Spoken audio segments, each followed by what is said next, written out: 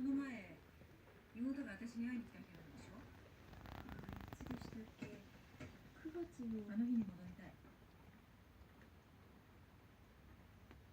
分かってる。一度起きたことは変わんないって。でもね、一日中久美の顔がこの辺チラチラチラチラしちゃって、一つ踏ん切りつけたいっていうかね、ちゃんとお別れしたいじゃない。何度も何度も諦めずに迎えに来てくれてたのあなただけだったし。そういうことなんで、その席座らせてくれる？ねえ、聞いてたでしょ今の。